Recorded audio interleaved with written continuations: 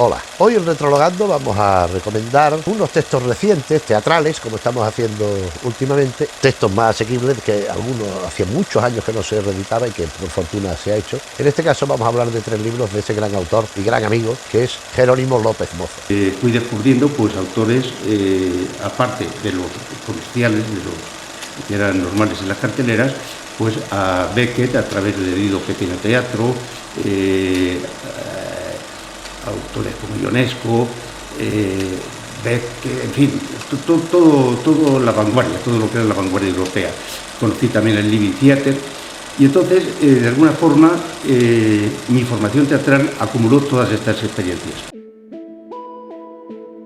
Jerónimo López Mozo es un autor de los más relevantes, de los más interesantes, de los más versátiles del teatro español actual. Afortunadamente en activo y además no para, va a un sitio y a otro. Y ahora están en periodo de publicación un par de cosas, una versión teatral de La Lozana Andaluza, que hizo hace tiempo que no estaba publicada, así como de su novela, que es una novela amplia, voluminosa. Yo tengo una copia mecanoscrita que tuvo la gentileza de regalarme en su momento.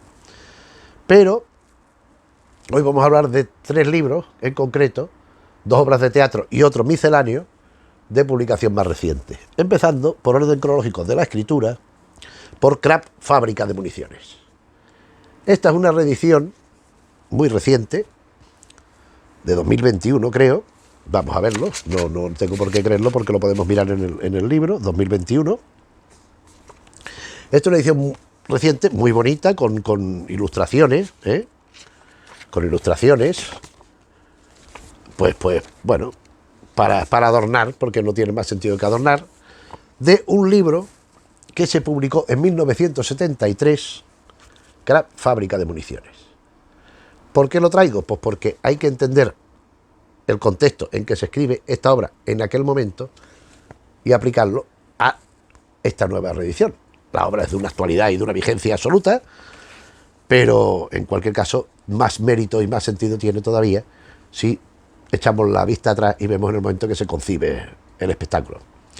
Gran Fábrica de Municiones en ese momento llama la atención por 2 cosas fundamentales, 2 elementos esenciales que hoy son muy frecuentes y que saltan a la vista de cualquier persona que tenga un mínimo cultivo teatral.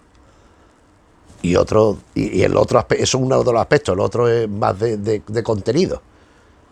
El aspecto este técnico teatral, ¿cuál es? Pues que la obra sigue las pautas y sigue los cauces de las grandes obras de Bertolt Brecht, en sus obras mayores. La ópera de 4 cuartos, Madre Coraje y su hijo, Caída y auge de la ciudad de Mahagoni, o auge y caída de la ciudad de Mahagoni, mejor dicho.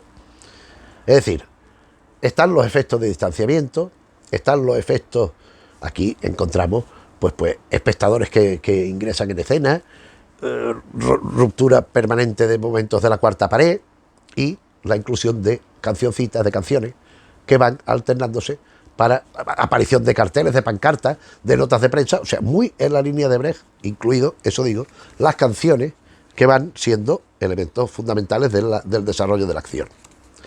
Y en cuanto al tema, ¿qué podemos intuir? Nada más que desde el título, Fábrica de Municiones. Es un tema, es una obra de carácter pacifista. ¿Y el tema cuál es? El tema es, el tiempo de paz es estupendo para todo el mundo, pero hay un elemento integral, fundamental de la economía en unos países más que en otros, que va en declive, que es ¿cuál? Las empresas de armamento. Entonces aquí asistimos a cómo, pues un momento de bonanza política y social universal, podríamos decir, pues un señor que tiene una fábrica de municiones tiene que empezar a regular el empleo, sus trabajadores se rebelan contra eso, entonces tienen que buscar la fórmula de acuerdo con una gran superpotencia. Aquí aparecen también nombres de políticos de la época, de presidentes de Estados Unidos y de cosas de estas, de Francia, creo recordar también. De Francia no estoy seguro, de Estados Unidos sí, que apoyan este movimiento. Recordemos que la industria número 1 en Estados Unidos es el armamento, es la industria bélica, es lo que más genera ingresos, las fábricas que más funcionan en Estados Unidos y que más dinero generan. Entonces, claro, ¿qué hacen? Pues atacar por el flanco más débil, por la gente, por el pueblo llano. ¿De dónde? De un pueblo subdesarrollado. Entonces consiguen enfrentarlos con los caciques, hay un golpe de estado, y entonces ya empieza la guerra, que posibilita, que proporciona los medios para que esas fábricas estén actualizando y estén a todo meter en su trabajo, en su actividad.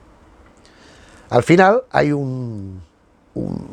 hombre, creo que se puede contar porque es una obra que es muy interesante, hay un juicio a esta gente por crímenes de guerra. ¿Por qué provocan esto?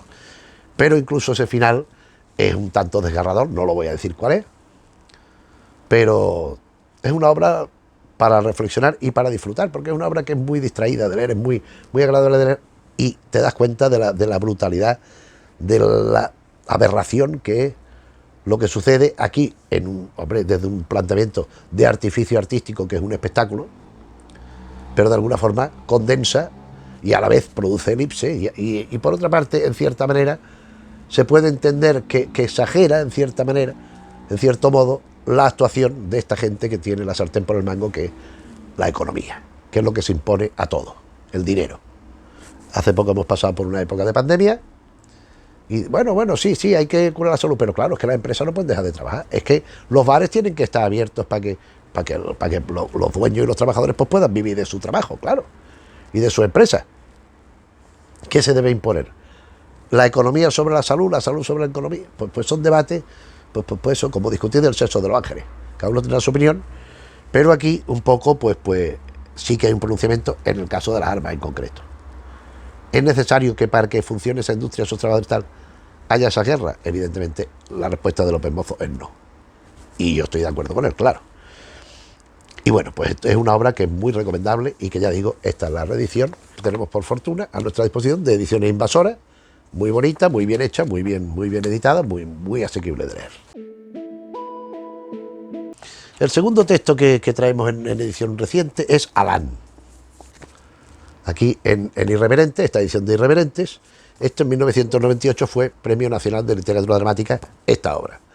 Por aquella época, el propio López Mozo hizo otra obra, en mi opinión, tan importante o incluso más, a mí me gusta más, que Alán, que es Eloídes, que a mí me parece una de las obras maestras del teatro español actual, con diferencia. En el momento cuando hablamos de López Mozo, en el vídeo correspondiente donde más o menos repasamos toda su obra, creo recordar que ya lo destaqué, junto con Alán.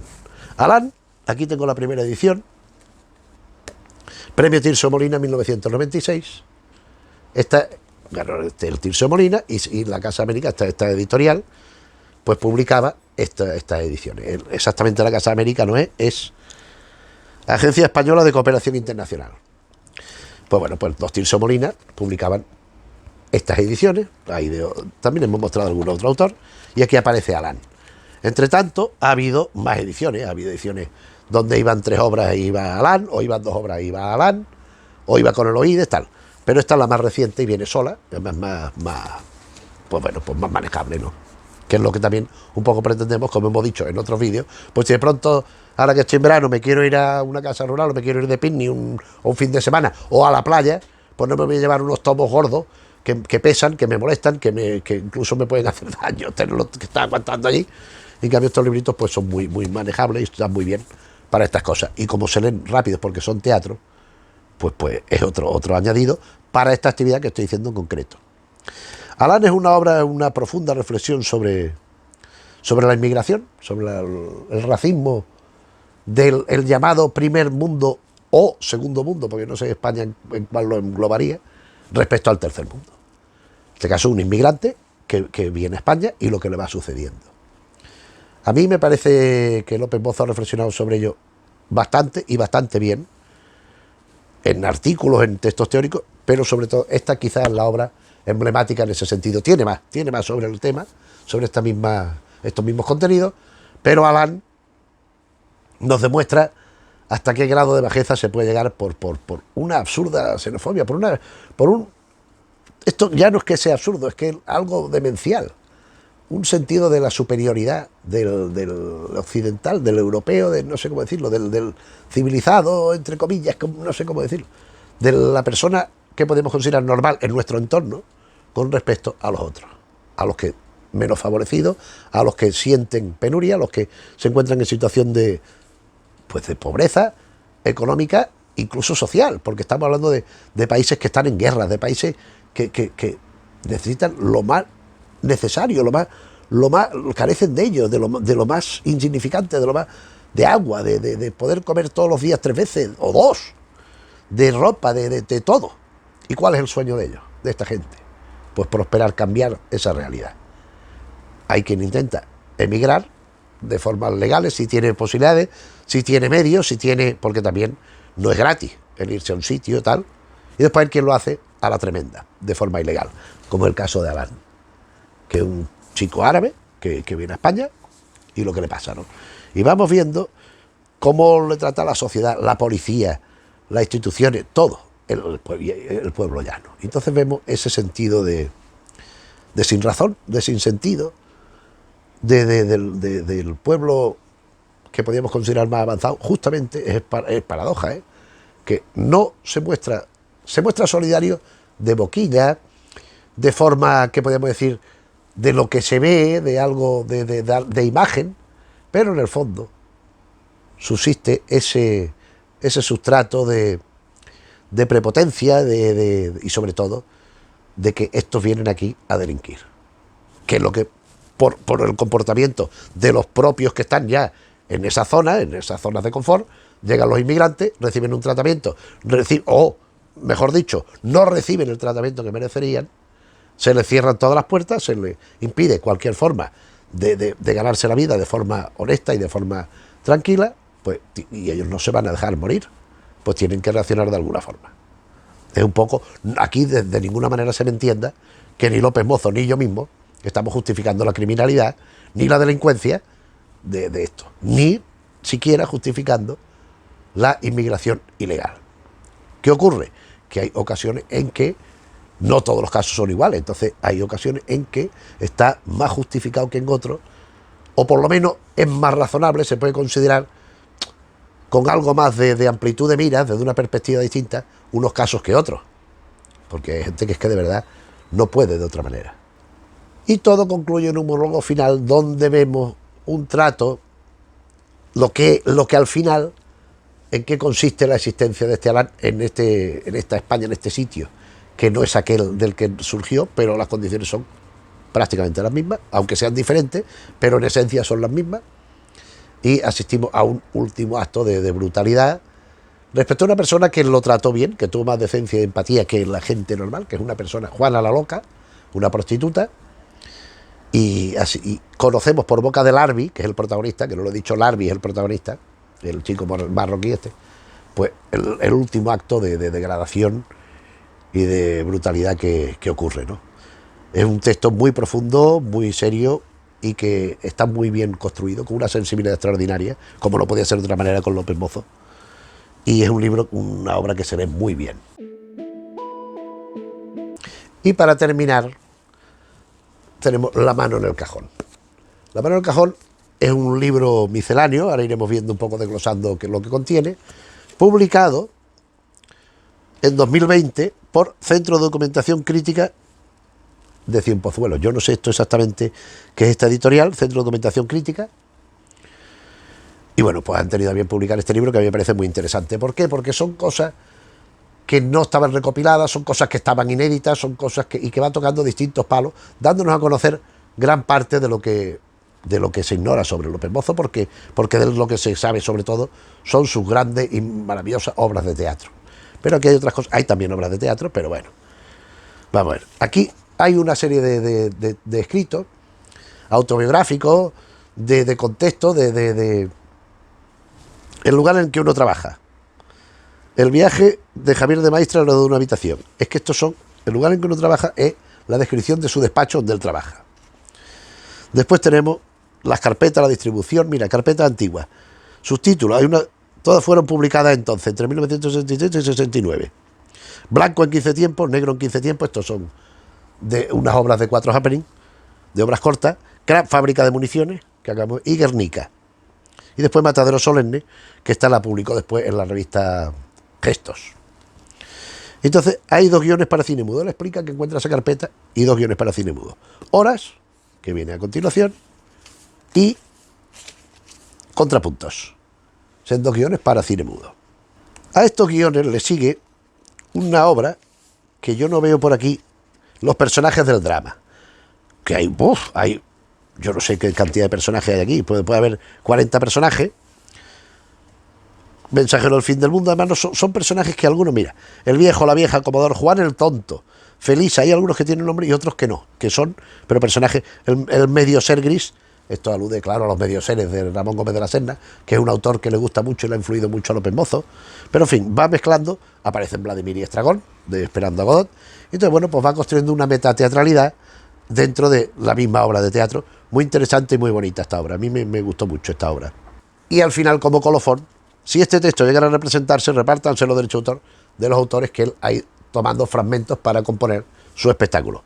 A saber, Eugenio Ionesco, por aquí, Jacinto Grau, Jacinto Benavente, Gómez de la Serna, Juan Ignacio Lucas de Tena, José López Rubio, Alfonso Paso, José Antonio Jiménez Nau, que era uno que él conoció, en fin, Beckett, García Lorca, Arrabal, que Romero Esteo, Buñuel, Cantor, al que volveremos a reencontrar después, Shakespeare, en fin.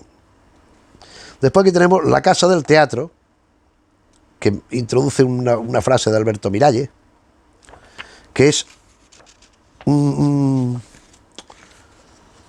happening, y se llama El Caserón, es otra obra de teatro, un poco a base de acotaciones. Hay unos letreros, hay unas cosas, pero voces, y después un espectáculo de 1972. Bagaje, Interior Español, Bagaje, es una obra con la que obtuvo el premio Enrique Llobet, una obra extensa, y aquí pues nos habla de cómo hace a propósito de otras obras, pues en el momento que la escribió, como las circunstancias que fue compuesta la obra. Museo de Invierno, el porqué de una escena y de su título. Bien. Habrá palabra, tal. La voz del cantante. Aquí aparecen unos poemas también. Yo no sabía que había escrito poemas. De estos que hacen figuras, que hacen formas, que son visuales. Después poemas quizás más convencionales, pero él habla de la poesía. Aquí tenemos también Carta Esperanza va sobre música teatral. Ya empezamos con, como digo, son temas misceláneos. Los personajes silenciosos sobre la utilización de muñecos en el teatro en lo que va del siglo XX. Y aquí, porque él ha utilizado muñecos también en obras. Y aquí vuelve a aparecer Cantor, habla de Ruiz Ramón, o sea, porque Tadois Cantor es un creador teatral que a él le interesa mucho.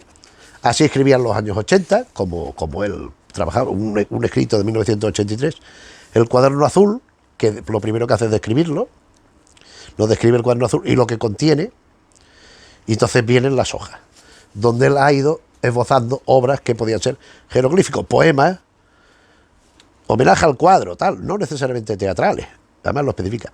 Cómo se salvó Wang Fu, y entonces después hay una sección, aquí tenemos una obra, No se puede salir impune del cuadro, que es un homenaje explícito a Tadois Cantor, que como he dicho es un personaje que le interesa mucho y al que le rinde un homenaje en una obra de teatro llamada, claro, es que esto es La Infanta de Velázquez, sobre el cuadro de Velázquez de Las Meninas, él hace una obra que es La Infanta de Velázquez, y entonces aquí dice un cuadro tal, que hay unas versiones de Cantor tal. Y entonces él hace una versión, él tiene su obra de teatro, pero aquí hace una especie de conversación de Cantor en La Infanta de Velázquez, el título concreto de la obra de López Mozo, La Infanta de Velázquez. Y aquí imagina a Cantor hablando con un guía a propósito del cuadro y explicando, pues bueno, y lo titula Tadois Cantor en el Museo del Prado, que después habla de tal. Y después tiene una sección amplia que es El engaño a los ojos, que El engaño a los ojos es una obra suya también, sobre Cervantes, muy interesante, una quijotización de Cervantes, una cervantización del Quijote, muy interesante, pero esto en particular es el encabezamiento que él le proporcionó a una sección, a una columna que él tenía quincenal, si no recuerdo mal, de artículo en ABC, en el ABC Cultural, el suplemento del ABC. Entonces, El engaño a los ojos de escenografía, entonces viene semanal, pues viene distintos artículos, la obra inacabada, actores virtuales, de esta misma sección de El engaño a los ojos. Aquí tenemos de Prompter, el apuntador y representante de la memoria de su obra, que es otra pieza de teatro corta. Confieso que he plagiado, más El engaño al ojo, más artículos de estos de ABC. Mi única novela, para concluir, mi única novela, El Happening de Madrid. Y entonces, ¿qué han cogido? Pues una serie de jornadas, jornada 4, interrupción 1, es que ya el título Happening ya te está un poco preludiando de qué va a ir la cosa. Jornada 17, a mí es una novela que me interesó mucho. Es muy teatral, hay mucho diálogo, mucho. Hay también, por supuesto, narrativa. Jornada 19, aparece Valle Inclán, aparece una serie de personajes. Jornada 34, que esta novela, que permanecía inédita, está en proceso de publicación ahora mismo. Está en prensa, según me ha informado el propio López Mozo, cosa que me alegrará mucho poderla leer en letra impresa, porque es una novela que, en mi opinión, es muy importante y que aporta muchos datos de placer para la lectura en sí misma, sobre el contexto, porque esto era en los años 70 cuando la escribió, sobre problemáticas literarias, sobre problemáticas intelectuales de primer orden, y muy bien hecho. Después ya pues concluye lo escrito de la Casa Vieja, de una casa que él vivió hasta cierto momento, y cuando se tuvo que trasladar a donde vive ahora, y bueno, pues un poco pues evocando aquella época a propósito de la casa y toda esa labor que había desarrollado hasta entonces. Y concluye con una serie de material gráfico, de partituras, de dibujo, partituras no, son más bien esquemas, aparecen unos muñecos, página a mano, pues todo está escrito por él, porque esto es su biografía, o sea, perdón, su caligrafía. Una serie de cuadros, y bueno, pues para redondear el libro. A mí me parece que estas obras de teatro, estos guiones, estos escritos, de talante crítico, de talante narrativo, los poemas que vienen, los fragmentos de poemas también, y los fragmentos del Happening de Madrid, de la novela, conforman este libro que, en mi opinión, la mano en el cajón, papeles sueltos, es un complemento fundamental para los que conocen la obra de López Mozo. Pero, para cualquier persona que no conozca la obra de López Mozo, este volumen me parece muy indicado para acceder, para hacer una primera lectura del autor, porque te transmite mucho de lo que es esta gran persona que es López Mozo, este gran creador, este inmenso artista y este dramaturgo que, ya digo, en mi opinión es de los principalísimos del teatro actual, no solo de España, universal. O sea, es un autor que ha roto fronteras, fronteras físicas de países y eso, y de contenido y de formas expresivas de teatro. O sea, porque si bien él lógicamente adaptaba cosas que había, como por ejemplo lo que hemos hablado en la primera obra respecto al brechtianismo, que entonces empezaba a estar en boga, después ya hubo una saturación de Brecht también, no, saturación no, pero sí un uso y abuso de Bertolt Brecht muchas veces, pero siempre ha estado eso del happening, cuando los happenings no se hacían, performance, cuando no había performance, hablar sobre cosas y sobre personajes que no se hablaba, que no se trataban en el teatro, y él lo ha hecho, y además lo ha hecho de esa manera tan acertada y que tanto nos conmueve cuando asistimos a una obra de teatro de él, sea como el oír, como Alán sobre un tema de actualidad, sea sobre el trasunto histórico, por ejemplo pienso en Las raíces cortadas, sobre Clara Campoamor y Victoria Kent, por ejemplo, otra obra. El olvido está lleno de memoria, sobre los exiliados, por ejemplo, hablábamos del engaño a los ojos, también tiene otra cosa, sobre Don Quijote, es que tiene muchísimas cosas, lo de Velázquez, lo de cómo salen los personajes del cuadro, cobran vida, las meninas de Velázquez, claro, esta de las armas, por ejemplo, Matadero Solemne, que hemos mencionado también a propósito de su publicación. En fin, es una obra riquísima, muy amplia, y que, ya digo, de alguna forma sintetizamos en otro vídeo, y hoy pues hemos completado con estas cosas nuevas que han aparecido, y que, bueno, pues que de alguna forma actualizan y vuelven a poner de forma accesible a expensas de que el lector que le interese pues pueda disponer de estos materiales, que en mi opinión, ya digo, son de primerísimo orden. Pues nada más, espero que te haya interesado este vídeo, que te interese sobre todo la obra de López Mozo, que es una obra destacadísima, y nada más por nuestra parte. Si te ha parecido bien el vídeo, le puedes dar al me gusta. Si te interesan estas cosas que hablamos un día y otro en el canal, de cine, de cómic, de teatro, de televisión, de narrativa de género, pues te agradeceremos que te suscribas. Y si conoces gente a la que le puede interesar, pues que le comente la posibilidad también de suscribirse para acompañarnos en esta historia. Y nada más, gracias por estar ahí siempre. Un saludo.